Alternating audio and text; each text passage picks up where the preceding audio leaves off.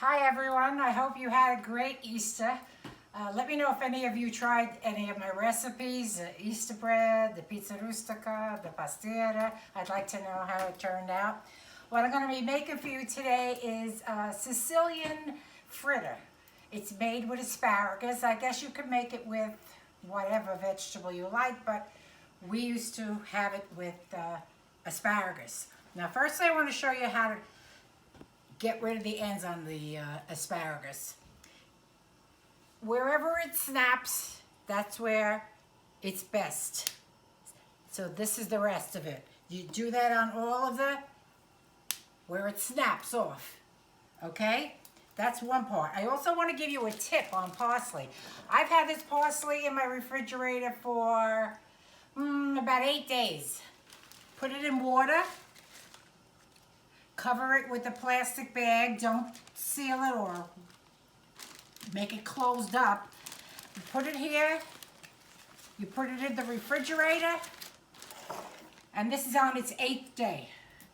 I just chopped some up. It's fresh as the first day I got it.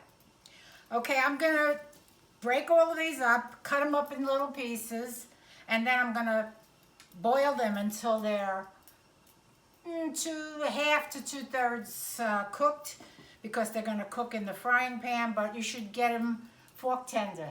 Let's see one more snap. One more snap. There you go. Here's another one. Wow, look, that went all the way down. Okay, that's where you take it from, and then you cut it up and boil it. I'll come back when I got all my ingredients put together, and I want to take a sip. All this talking, you know. And I also want to show you my apron from the Wanted Teas. This is Nanny. Of course, I could make it Grandma, I could make it Nana, but this is what I have on there now. How do you like it? They're adjustable too. You can make it as big or as long as you want. I love it, and it's very washable. Okay, I'll be back in a minute. Okay, so the water is boiling. I put a little bit of salt in there, and I cut up the asparagus. My son used to complain that I didn't cut the asparagus up small enough. I used to leave them like whole, and whenever they would bite on it, the asparagus would come right out of the fritter. So I made sure that this time I cut them up small.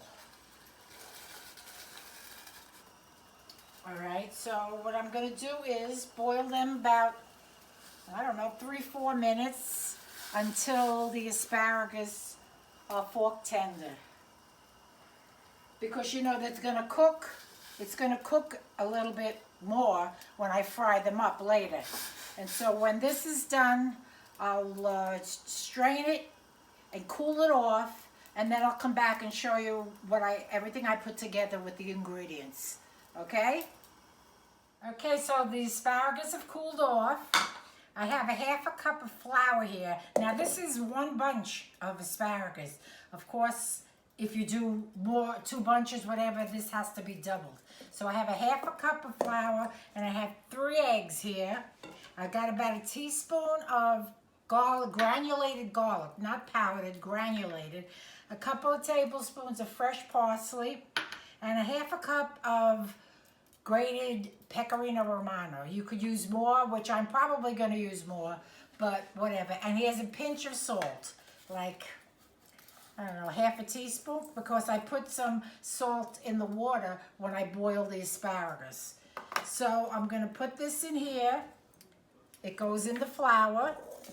I'm going to mix it around, and I'm going to put the asparagus in the flour. Sorry, that was loud. Okay, I'm going to mix it up and get all the asparagus covered. I'm going to put my parsley in here, my grated cheese, and I'm going to put, not a lot, what I do with it, here it is, some fresh nutmeg. I like to use the fresh one, not the one in the jar. That's it, not a lot. I don't want it to overpower anything. Oh, there it is. Jeez Louise.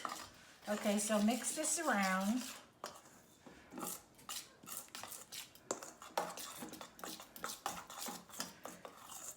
Then put the asparagus in there.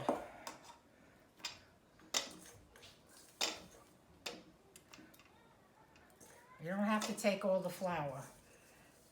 Could take some out.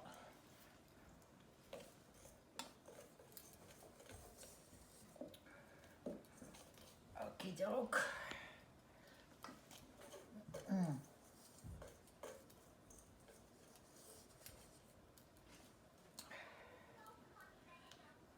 Here we go.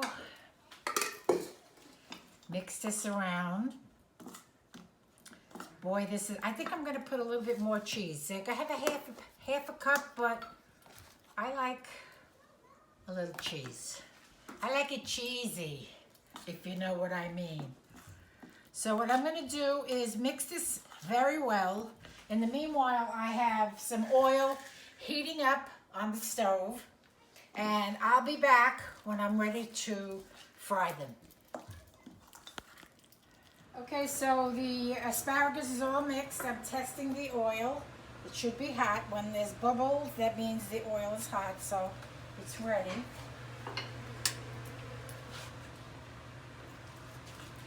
Alrighty, here we go.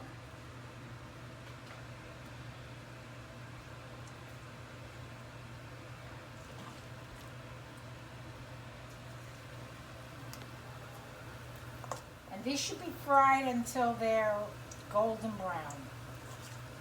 Probably will fit all of them in here. This batch will make like 8 or 9. Well, I'm going to put a little bit right there because that's like a little sparse. And this is 9. We'll come back when it's ready to turn and you'll see how golden brown it is. Okay, I'm turning. This is the color that's perfect. That's the color they should be. Oh, yes, perfect.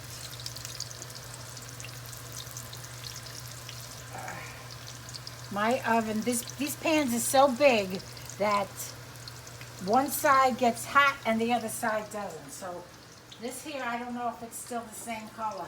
Yes, it is. See, these are a little lighter because this end is not on top of the flame, but they're good. So when the bottom is the same color as these, I'm going to take them out and then I'll show you and I'll do a taste test and everybody's going to be happy. So this is the end result. You could eat it with a fork, but you know what? I like eating it with my hand. It's a little hot, but it's delicious. My son tells me not to take too big a bite or bite it when it's very hot. I never listen. I'm sorry. They're delicious. They don't take a lot of time. You could get it done in 15, 20 minutes. So here's to the next video. I don't know what I'm going to be making, but bon appetit. And hopefully she won't choke between now and then.